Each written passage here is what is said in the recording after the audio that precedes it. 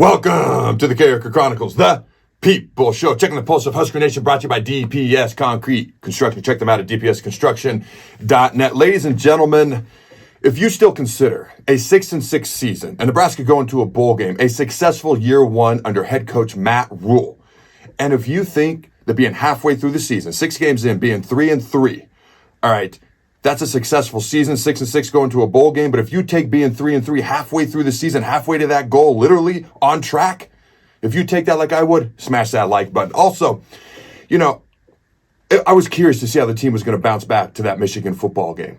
Okay, I'm so glad that Matt Rhule did what he did last Sunday. I love the fact that he said, you know what? This ain't a recovery day. We ain't just going to come in and lift a little bit, jog a little bit, watch a little bit of film and get out. We're going to go full pads. We're going to go full go. I'm going to send a message that what happened yesterday isn't acceptable. I love that decision because it's gutsy. I've never heard of that before in my life, a coach doing that. We're going to go full pads, full go, and we're going to send a message that yesterday was not okay, talking about the Michigan game, and we're going to find out who really wants to be here because I guarantee there's some guys that didn't like that, and they may not be here in the near future because of that. That's a gutsy decision. The fact is, this team is not going to quit. All right, the defense didn't quit. I love the way they bounced back. I love the way they had that stop on 4th and inches on that first opening drive, which I guarantee turned the tide of the entire game. Ladies and gentlemen, Nebraskans don't quit. I love that decision. Now, I don't want to get ahead of myself. Okay, this is my mid-season grades for the Huskers halfway through the football season. I'm going to grade the offense, the defense, the special teams, coaching, overall, pass offense, pass defense, rushing defense, everything. Let's light this candle. A couple of real quick final thoughts on our last game. And I thought this was funny versus Illinois. I thought this was funny, so I want to share this. A fan sent it to me. He said that last game beating Illinois was like winning a toothless dog fight. You know what? You're right, and I think it's great because we came out on the winning end. Number 2, okay, because this was ugly.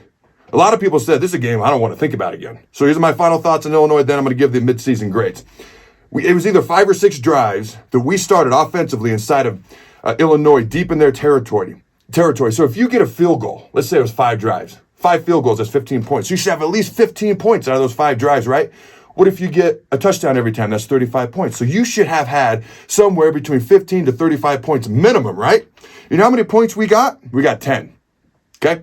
We got a field goal, a touchdown, and then at one point we had 3 straight empty drives with a missed field goal and 2 turnovers. We ended up with 3 total turnovers on the day versus Illinois. But the bottom line is, ladies and gentlemen, we just won the type of game that we normally lose, okay, especially in the last half a decade. And to me, as ugly as that game was, we actually won by double digits, 20-7. Am I the only one that noticed that? On the road, on a short week in the division. I know, weak division, not a great opponent. I get it. But that's the type of game we normally lose, and we actually won it. So that stood out to me. All right, here are my midseason grades. Now, I don't do midseason grades a lot because I find them hard to do. I'm sorry, I don't do grades a lot, period, week to week, okay, because I find them hard to do.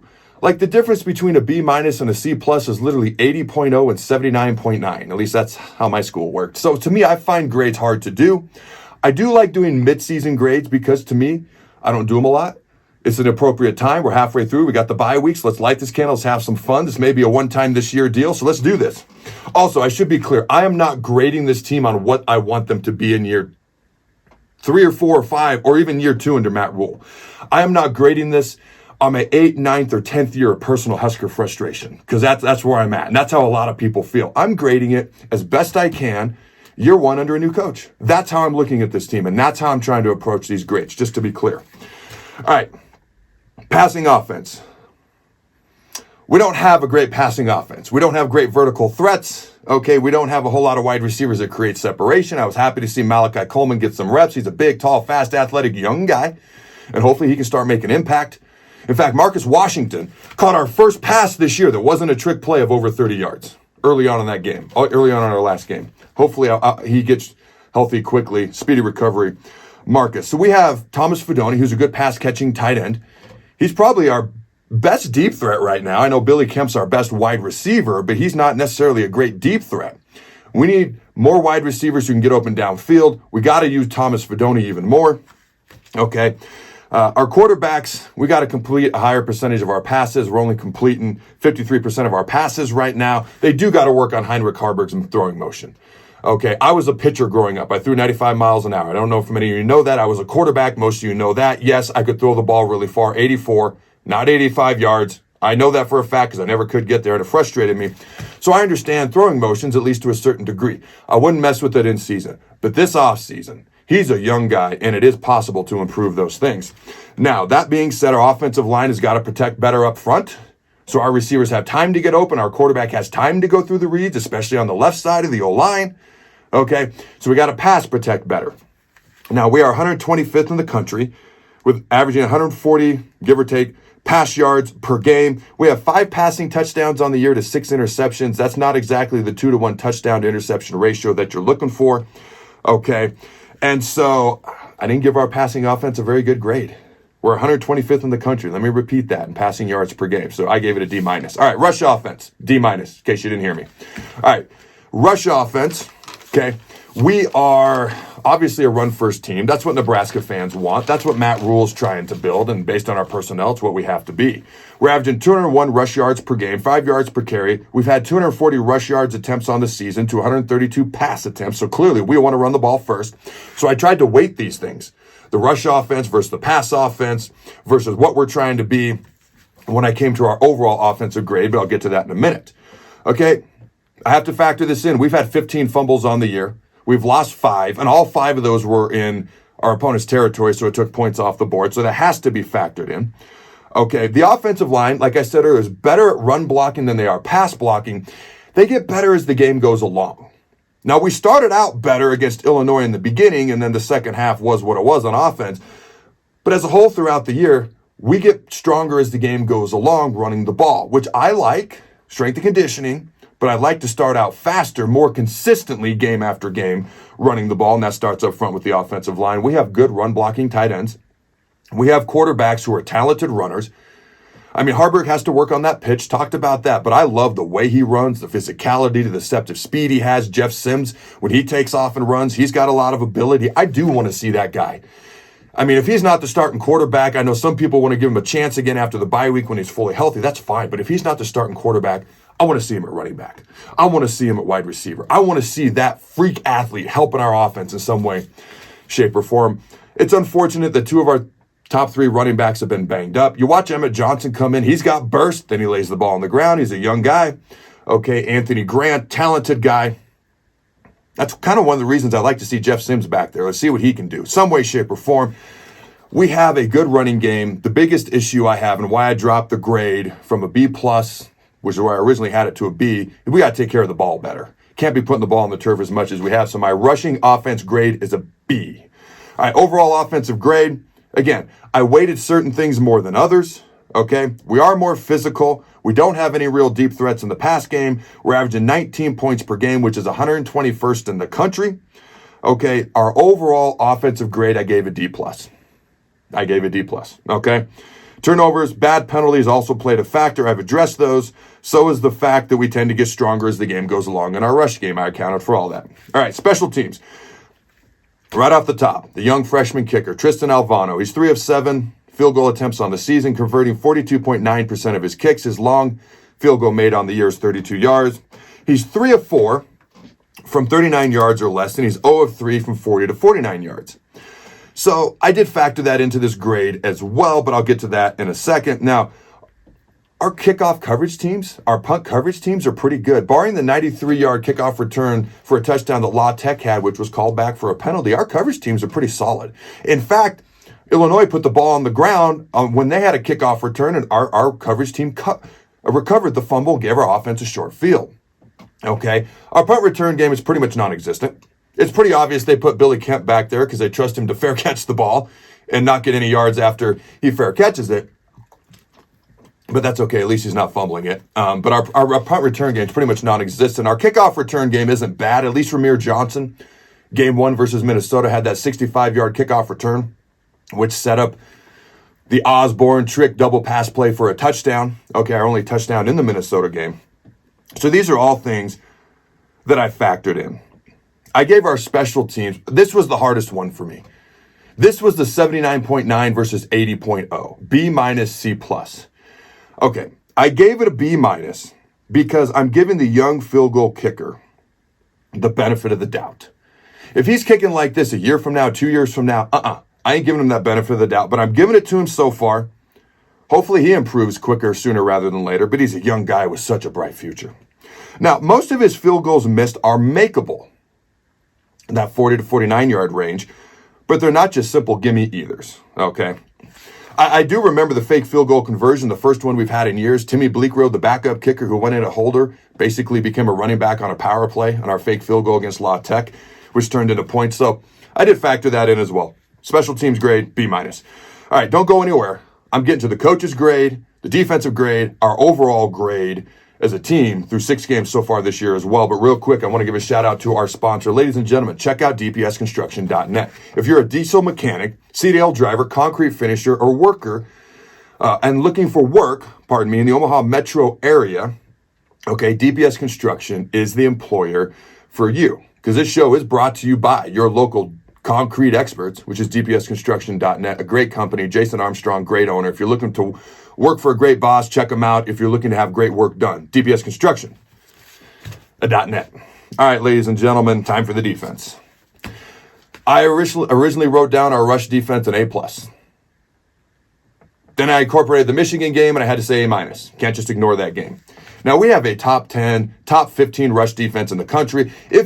We're giving up just over 2 yards a carry. Now, if you take out the Michigan game, the other 5 games, we're giving up an average of under 2 yards per rush. That's crazy good. And we're giving up an average of less than 50 yards per game rushing. That's crazy good. That's top 10, top 5, ladies and gentlemen. Okay, but you can't just take out the Michigan game. So our rush defense, I gave an A-. Still pretty freaking good. All right, pass defense. When we blitz, we get pressure on the quarterback. When we don't get a lot of pressure on the quarterback. But against Illinois, I will say this, and the Blackshirts played great versus Illinois. We don't win that game without the Blackshirts. Let me be clear. I wasn't a fan of the constant 3-man rushes, and I wasn't a fan of the constant 3-man rushes with the spy. The idea is that when the quarterback takes off, your spy chases him down, but if the quarterback sits there and doesn't run, you're kind of wasting a defender. I guess he's covering the drag routes over the middle, so to speak. I would have liked to have seen more 4-man rushes versus Illinois' makeshift, not great offensive line. Okay. I'd like to see more successful 4-man rushes throughout the year. If you have to blitz, then blitz. Obviously, it puts your back end on an island, but you can't have a quarterback sitting there all day. Our pass defense, I gave him a B. Okay. The reason it wasn't higher is because we are in the bottom half of the country in pass yards allowed. But our defense as a whole has played well. When teams have had success against us, it has been through the air. And hopefully we get better at rushing the passer. And if you've got a blitz to put pressure on the quarterback, then by God, do it. All right. Overall grade for the defense. Without Michigan, it's an A. It's a flat-out A. With Michigan, I made it a B+. Okay, I would like them to force even more turnovers as a whole. We've got a bunch against Illinois, finally. But as an overall whole, consistently game after game through the rest of the season, I'd like to see more turnovers and more consistent pressure on opposing quarterbacks. But let's be honest. Success, easy for me to say, of this team is on the defense. They're the best unit. There's a lot of pressure on this defense to kind of carry the team. We know that, okay? So my final grade for the defense as an overall whole is a B+. A B+. I'm so proud of how the Blackshirts have played so far this year. All right, coaching grade, here we go. And I started out by writing down Casey Thompson, Logan Smothers, Jeff Sims, Heinrich Harburg, the quarterback position, because Matt Rhule has done a lot of good things this year. Marcus Satterfield, he's still up in the air to me. I love Tony White. Satterfield's up in the air. I think Matt Rhule is building what Nebraska fans want, a run-first, physical, smash-mouth offense. Hopefully we can pass the ball better in the future. A defensive team. We got to be more disciplined. We got to get rid of some of these stupid penalties. We got to take care of the ball better. It's a slow process under Matt Rhule. And I forget if I mentioned this earlier, but I did take into account NIL, transfer portal, the fact that teams can be rebuilt sooner, the fact that this isn't as bad as Temple or Baylor. I did factor that all in. And he is doing it slowly, but it's his process. It's his process he knows that works.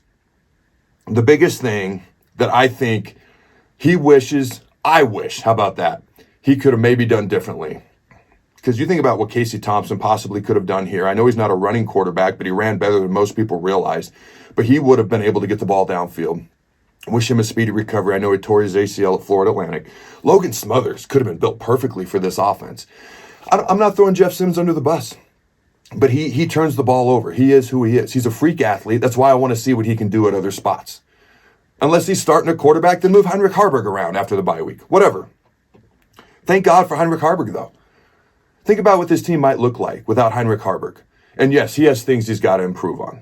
Okay, I know that. I've already talked about him. Not gonna bring him up again. But thank God for his heart, his passion, his physical running, his leadership abilities. Okay, I think the quarterback position is the one thing that I wish Matt Rhule had handled differently during this season and more so heading into this season. Other than that, I think he's done a good job. I think it's going slower than Husker fans would like. Okay, but I think we'll get there. I think we will. All right, we have a legit defense, not a great offense. A lot of stuff that I've already talked about here in my notes because I got ahead of myself. The one thing I did say here, there's always game management things that in hindsight, 2020 are easy to see, whether it's a certain play call at a certain time, whether it's how you manage the clock, whether it's this time out here or this or there. There's always game management things that every coach has to deal with. It's much easier to look back in hindsight in 2020 and judge than in the moment when everybody's watching you in the heat of the moment and everything's going on, trying to make the perfect decision all the time. And let's be honest, I do think he's building what we want. I try to be as objective as I can. I'm rooting for him. If I don't like what I see, I'll say it. You know that. Okay, I was the first guy that, said our last coach needed to be let go. Nobody else said it. I was the first one to say it, and that wasn't easy for me. So I'll be honest. So I do like what I see. It's been ugly at times, but here's what I know. We're 3-3 halfway through the season, heading into the bye week.